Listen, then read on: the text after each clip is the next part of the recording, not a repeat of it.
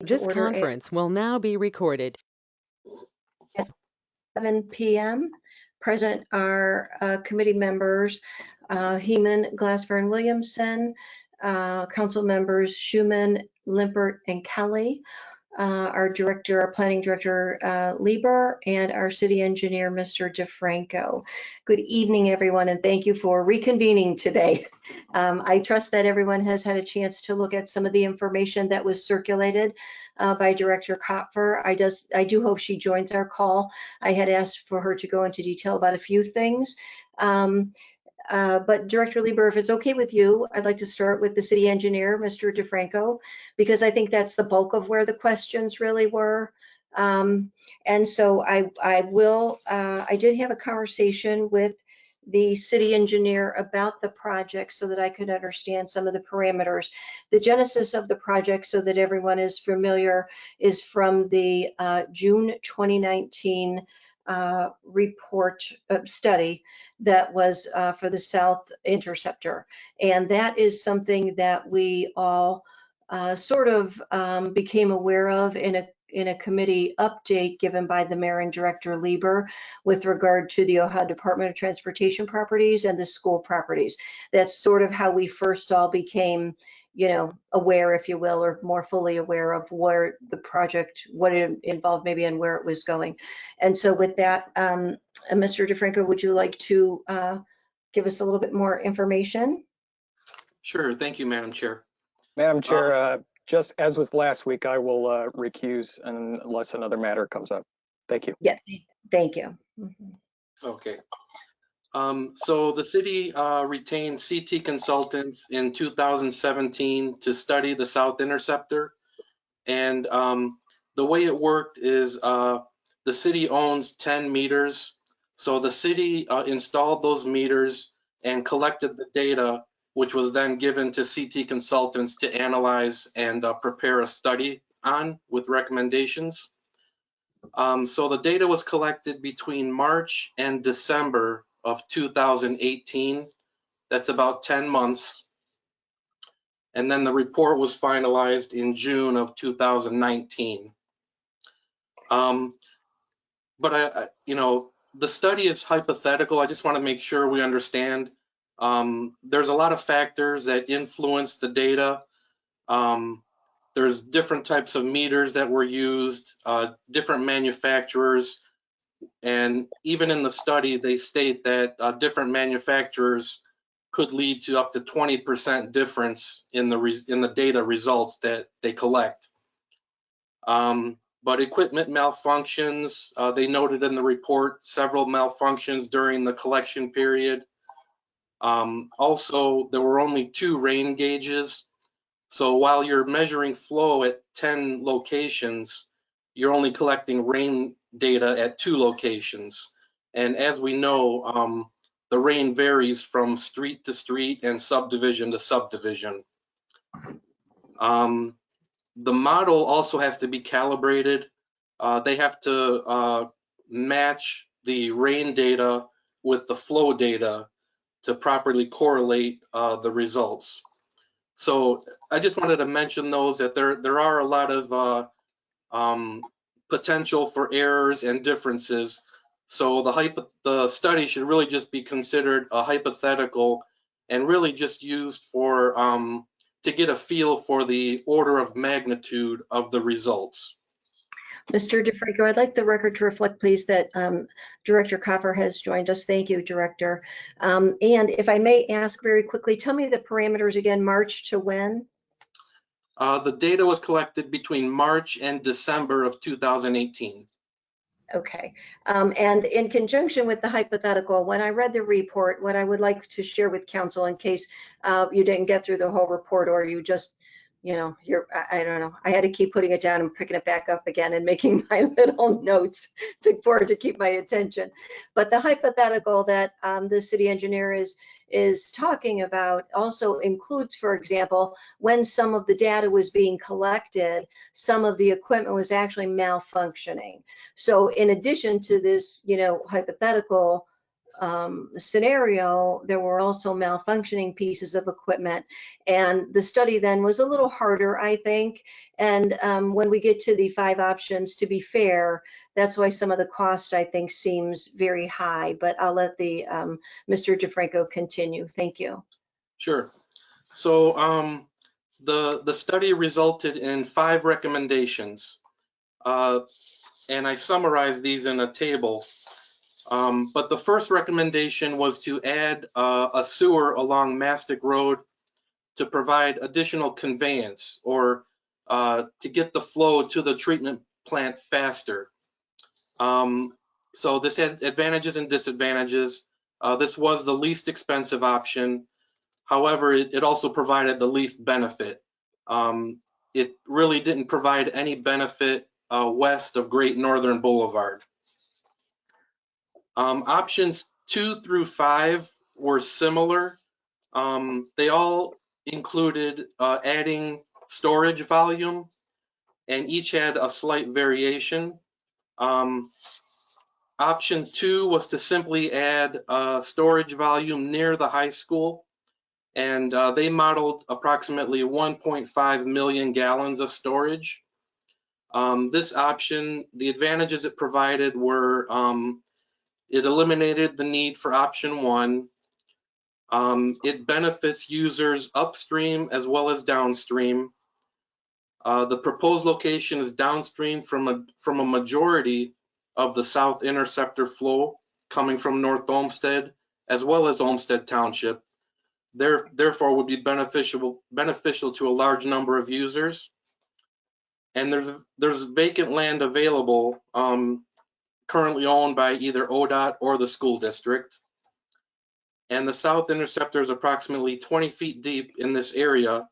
Therefore, an underground storage tank could be drained by gravity, eliminating the need for a pump station and reducing costs.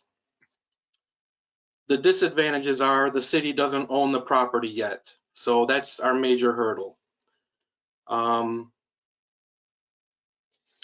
So moving on to option 3, this also provided storage volume. However, it was split into 2 locations. We looked at the high school, near the high school, as well as near Spruce School. And the study modeled a little more volume in this option. It was about 1.75 million gallons compared to the 1.5 in option 2. Similar advantages, but the disadvantages would be splitting it into 2 locations would definitely add some construction costs.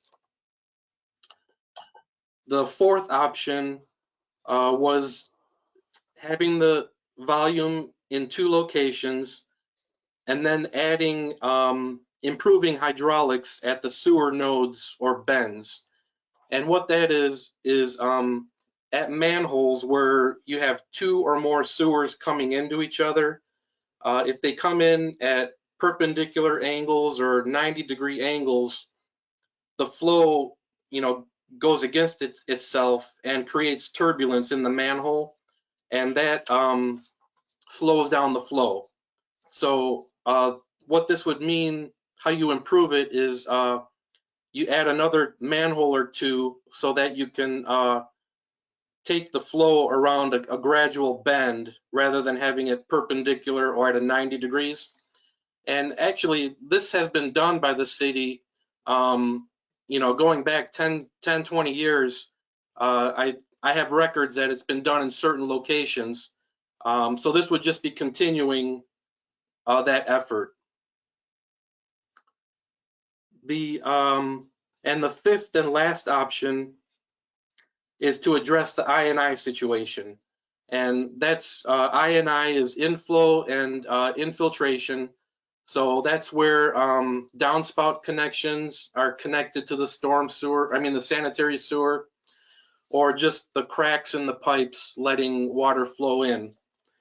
That is obviously the most expensive option, and it's also the hardest to implement because it would mean the property owners are responsible for addressing their I&I. So it would be a direct cost to those property owners. And since we receive flow from Olmsted Township, you know, it would mean they need to do something too, but it's difficult for us to enforce that. We would rely on the county to enforce that in Olmsted Township. I'll talk a little bit about the costs. At such an early stage, you know, this report is hypothetical, conceptual. As Councilwoman Heeman mentioned, there were malfunctions. So the engineer includes a conservative cost estimate and includes contingencies for a lot of unknowns. That's why the costs in the report are kind of surprising. They include a 40% contingency, and then they also include, on top of that, 25% project costs, which are for anything besides construction. So it could be land acquisition, construction management, that sort of thing. So as you can see, there's a lot of unknown costs in those estimates. But if you were to compare it to the EQ basins that we constructed at Clegg Park and the Dover Pump Station several years ago, the EQ basin at Clegg Park cost about 2.9 million, and that was 1.25 million gallons. And the basin at Dover was 0.63 million gallons, and that was $1.7 million for construction. So if you compare it to those costs, they're much lower than the estimated costs from the report.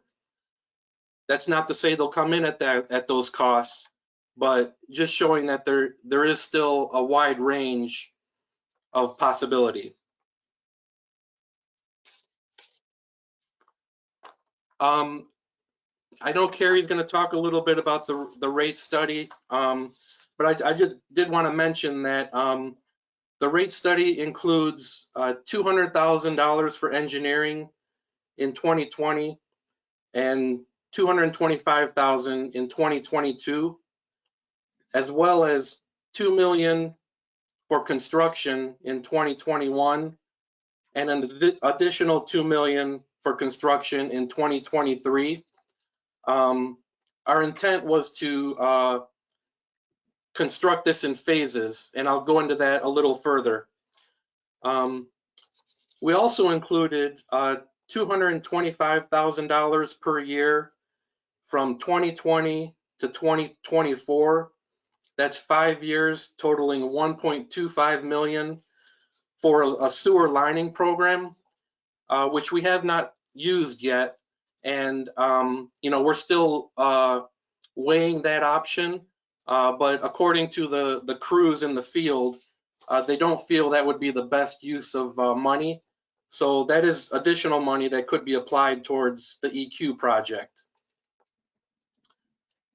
On top of that, in our agreement with Cuyahoga County, they are responsible for construction costs when it benefits Olmsted Township. So during the design process, we would determine what that ratio is, how much is benefiting Olmsted Township and how much is benefiting North Olmsted residents, and the cost would be divided equally. So just to conclude, I feel adding EQ volume storage is the clear solution. It benefits the most people in the quickest time frame and at the lowest costs. It was done in the north half of the city successfully in the Clegg and Dover areas. Our intent would be to construct in phases, possibly starting with a basin, maybe 500,000 to 1 million gallons, and expanding as we see once we see how it operates, and expanding if we feel the need to do that. But the next step would be to hire a consultant to really get into the nuts and bolts and start answering some of the questions that some of the unknowns that we have at this time. That way we can further refine the scope and the budget. And that really concludes my report. I'm open to questions. Yeah, Mr. DeFranco, so the construction of phases, so it sounds as though, of course, I kind of looked at option number 5 and went, wow, so the golden Cadillac of all that. And obviously, option number 1, a parallel, system, it just isn't feasible. So it seems as though, the leaning is toward option 2 and 3, which I believe is what then the engineer will help to drill down for us. Is that correct? Yes. Okay. And so what do you think? I mean, $200,000. So Carrie and Director Cuffer, I'll get to you in a minute with the 5-year plan so I can jot some of that down. But do you think that, 2 phases would be sufficient? Do you think it would go to 3 phases? And that's just based on your experience, because we know that the report is hypothetical and it has some flaws. And then obviously we can all see that our past project costs and those estimated by this study, are not really even very close. So that said, is it your instinct that it might only take 2 phases or 3? I mean, what are you thinking there? Well, it's an ongoing effort, sanitary sewers and dealing with I&I, but the work we did at Clegg Park and Dover has been successful. It seems to have addressed those issues. So I'd be comfortable that 2 phases, we'd have a good handle on it. Okay. Okay. And that would then take us through our 5-year plan. Thank you. Does anyone have any questions right now for Mr. DeFranco? Ms. Williamson, anything?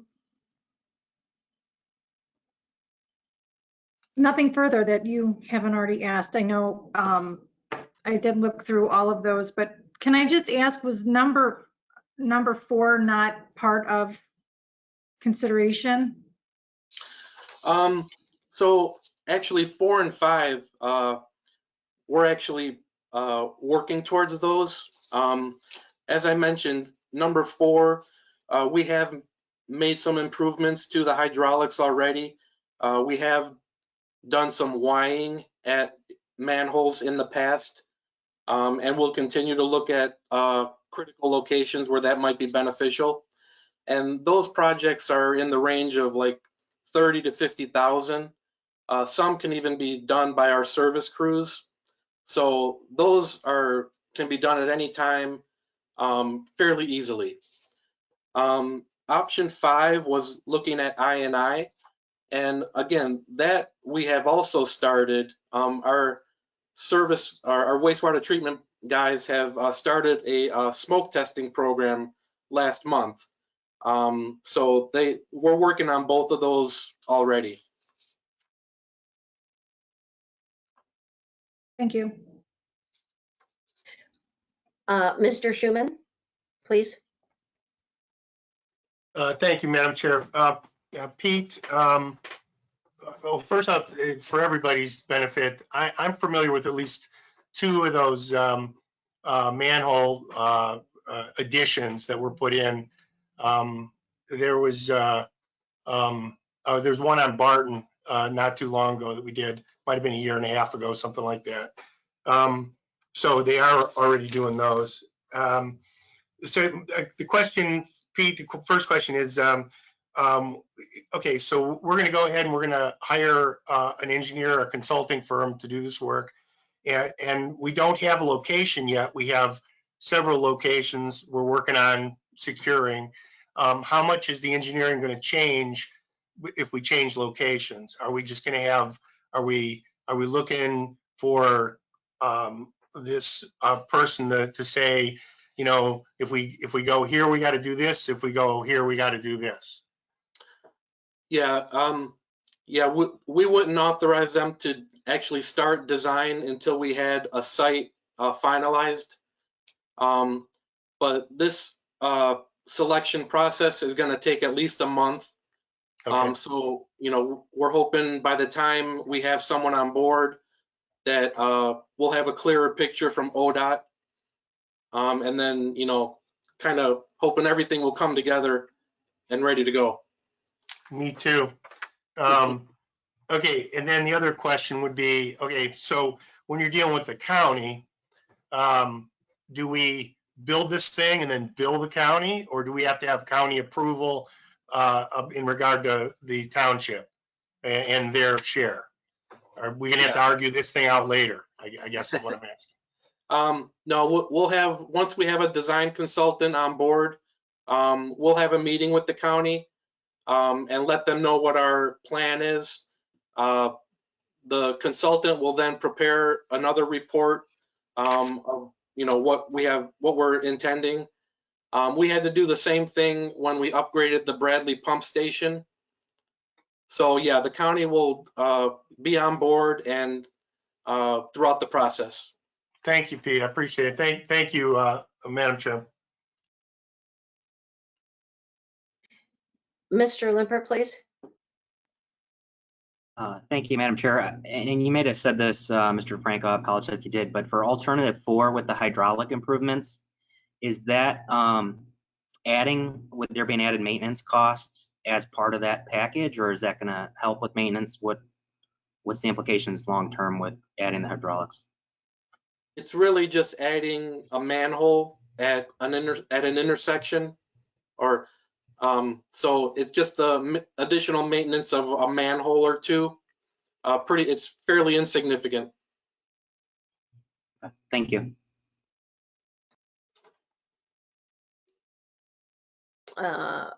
Mr. Kelly, please. Thank you, Madam Chair. I may have missed this, but how is the negotiations going with the high school as far as being able to use that property? I'll leave that to Kim or the mayor. Madam Chair, if I might.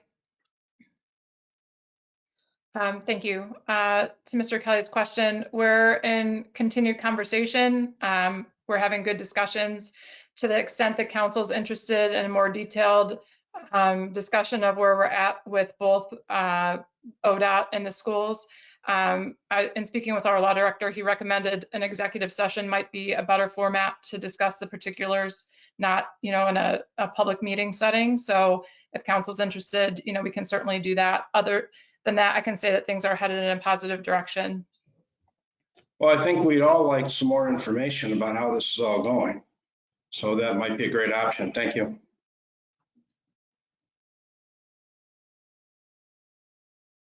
Director Lieber, could you also update us, please, on the Ohio Department of Transportation parcels? Yes, Madam Chair, there's nothing new to report since last week's report on that topic. Oh, okay, so the question I have though is how many months out? I understand that, you know, that getting the consultant is about a 30-day process. I'll even say a 60-day process just because, but then how many months away do you foresee that we are actually from securing a property or any of them, or having to kind of start over? But now we've already got this consultant on board and perhaps, you know, we're having to go down a different path. I mean, how many months is your guess? 6, 4? I would really, I would hesitate to offer I get it. hands. You know, they at the outset they said it would be a year or more process. At this point, we're closing in on the year. You know, at first they had some concerns about giving over the one parcel. They're looking at different options. It's really hard to pin down the state when they're also dealing with, you know, pandemic issues such as furloughs and, you know, staff shortages. So I really hate to estimate. I can try and ask for a more firm timeline. But I hate to put a guess on the record and be wrong about that. I can try and get a firmer commitment from them. They had just said more than a couple months, which I said we would probably be through with our consultant selection process in about 2 months from the start of the legislative process. And would it be around then? And they said it would be longer than then, but more than that they did not give me. Okay. Would you be able to, you think, within, the next couple days, sort of reach out and see what their response is about a timeline? I guess the thing is, one of my concerns I have is that, we're already on September 1st, right? We're going to be looking at our annual budget soon enough, I think, or I think that directors will be looking at putting that information together as well. Since we might be several months out, I don't know that we have to decide this piece, like right now today, but I'm not suggesting that we hold it for very long either. What I'm suggesting is that knowing that this is a borrowing project and we have no increase coming to our sewer rates in 2021, I think it might give us a little bit of extra time to get a predictor as to what our revenue expectations are across the board for 2021, and then so we can make better determinations about the project as a whole and how much then we spend in phase 1, 2, or how that might move along. And Mayor, I'd like to, if you don't mind, I would like to hear from Director Coffer first, because we've all been jumping in asking engineering questions. So would you mind waiting, or you have to speak now? Thank you, I appreciate it. So Director Coffer, would you enlighten us please on the 5-year capital improvement plan and what you think the projections for 2021 might be? I'm concerned a little bit because, of course, Mr. Meyer was indicating that we are at a 13% possible disadvantage right now, but that number is not solid either. So if you would, please.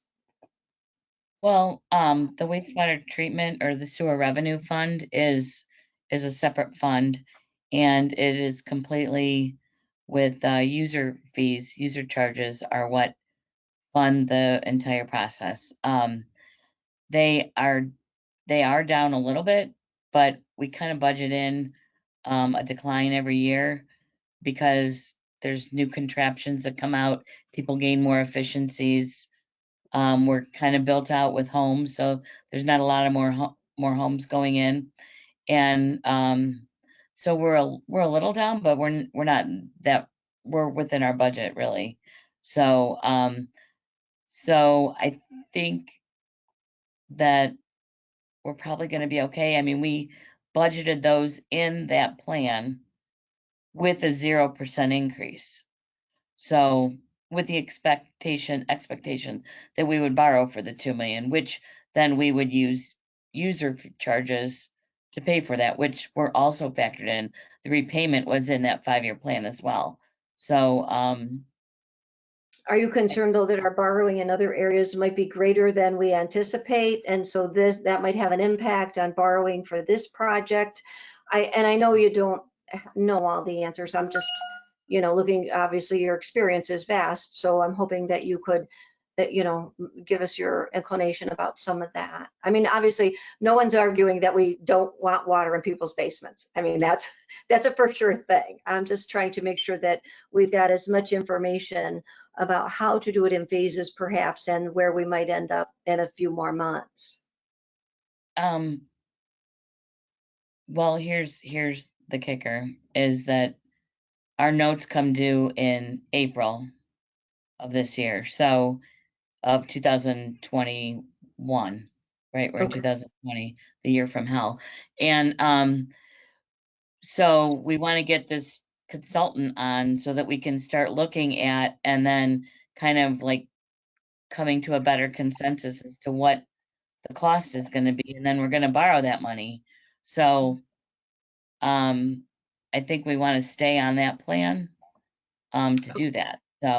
So if you wait until, and I mean, the budget might be really pushing it toward the end of the year this year because of all these constraints, but if we wait too long, then we're gonna miss that opportunity.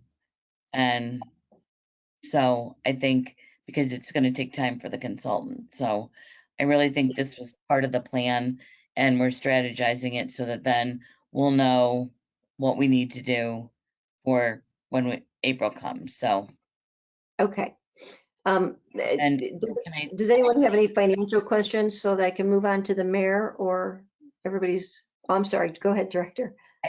I just wanted to add one more thing. And when you were saying, well, you don't know what the need for the other divisions would be or departments or funds, but really the wastewater is looked at on its own because it's got user charges that pay for their debt. So they're kind of a different animal anyway when you go to rating agencies and all that. And if we don't have money, we can't borrow it from the wastewater plant to pay down debt from other areas. So that's, Well, but they're not completely bifurcated from, the amount of borrowing. So, I mean, I Right. get it, it's separate in we the have payback. capacity to borrow. Yeah, Because I we know do that we pay do. I underground. know that the mayor doesn't like to do that if we don't have to. So, any other questions about financing? Mr. Kelly and Ms. Williamson? All right, who's Did first? you want to take Mr. first? Yeah, Mr. Kelly, go ahead. Thank you, Madam Chair and Ms. Williamson. My question is, $200,000 seems like a lot of money to spend if we don't have the land nailed down for a consultant.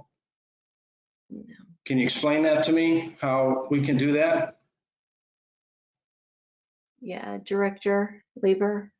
And Mayor, if you'd like to jump in, I mean, I think I've got the finance part kind of what nailed down to what I wanted everyone to understand about it. So if you would like to jump in, please. But Director Lieber, if you're fine with that.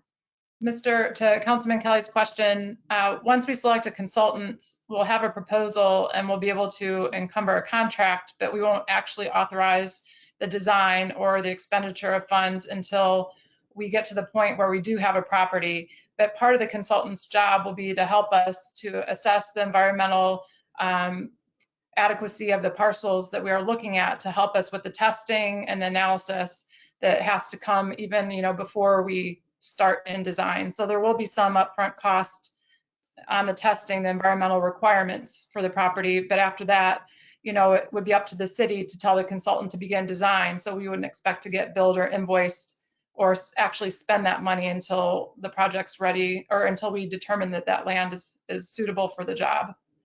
So that's how we'll control not spending the money until we have that assurance. And does that expenditure come back to council or it's rolled right into, the proposal that everything is the Board of Control?